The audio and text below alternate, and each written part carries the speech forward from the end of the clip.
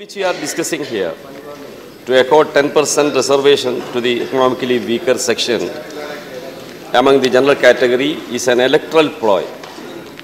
Government is not sincere in giving any protection to downtrodden. This decision comes a day before the current session of Parliament is scheduled to end, with an eye on the forthcoming general elections. It is also an admission of the abject failure of the Modi government to create employment in the past 4.5 years. This issue has been under discussion since Mandal Commission days. The CPIM had then said and continues to maintain that such a measure is required. This bill, however, is coming without any consultation, particularly when criteria to determine the beneficiaries of such a step has been fixed for those with a family's income less than rupees 8 lakhs per annum and other criteria, which raises the question whether the reservation will really benefit the deprived. The two-day countrywide general strike of the workers that began yesterday and continuing today is demanding a guaranteed minimum wages of rupees 18,000 per month. Whether it is agreed, their annual income will be 2.16 lakh per annum. But unfortunately, it is not agreed.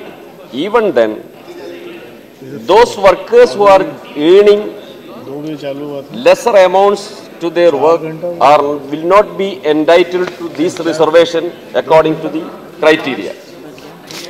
Modi government refused to act on this issue all these years.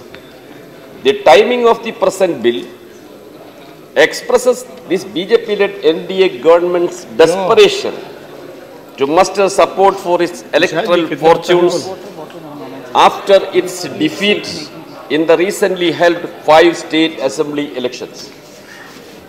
The policies pursued by this government have, instead of generating employment, led to loss of existing jobs.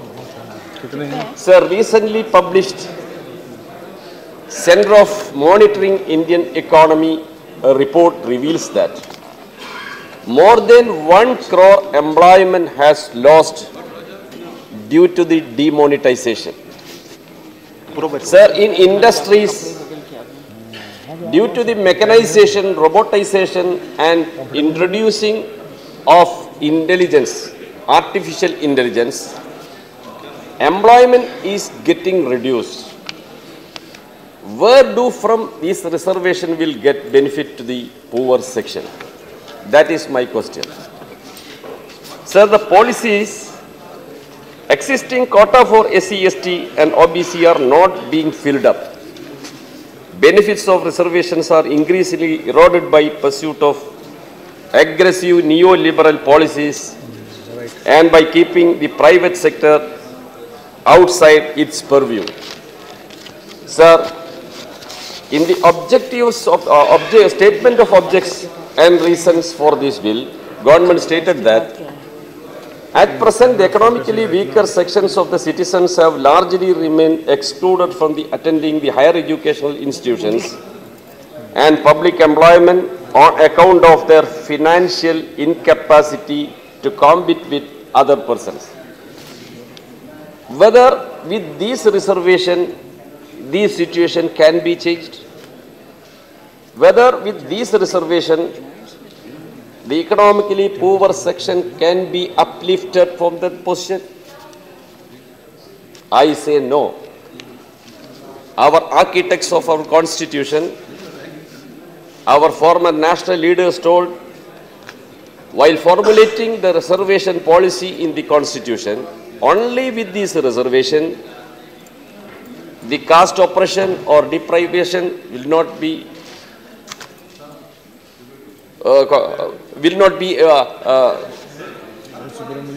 come to an end. Along with that, the land reforms, economic reforms also should be needed. What have done our rulers? What is the condition of our country? See, take the example of Kerala. Kerala is the state is #1 among all Indian states in human development indices. In life expectancy, Kerala people are at 75 years, at national average is 64. Literacy is at the highest. Infant mortality is at the lowest. Living condition is at par with developed countries. How this is achieved? Not only with reservation. We are giving the reservation 50% to the SC, ST and OBC. But the government of Kerala, from inception, from 1957, made land reforms, protected, developed a public education system, developed a public distribution system, protected the labor rights, implemented labor welfare measures, empowered women, and strengthened the people's participation in administration. And such policies has developed in Kerala. What happened to the other states, the rest of the country? The bourgeois ruling class, their policies is the reason for this poor condition of our vast majority of people. See, India, our nation is 130th position in human development indices out of 189 countries in the world, according to Human Development Report. See, during the BJP government's period, the development is for corporates, for billionaires, not for poor. India added 17 new billionaires last year, raising their number to 101. The vast majority of Indian people are living with rupees 32 per head they are spending per day. Indian billionaires' wealth increased in 2017 by Indian rupee 4,891 billion. Mr. Karim, you have yes, I am another concluding, speaker. Sir. If you, otherwise you will have no time. 73% of the wealth generated last year went to the richest 1%, while 67 crores Indian who comprise the poorest half of the population saw 1% increase in their income.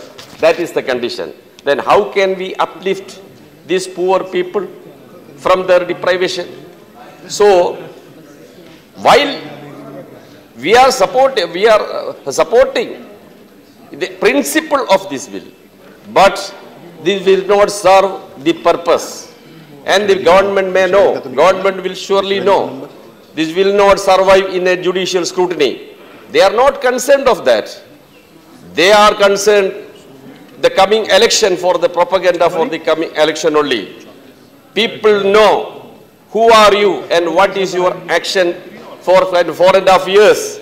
Those people, I am sure, they will uplift you to the gallery of this house coming in the coming election. I am sure I am concluding, sir.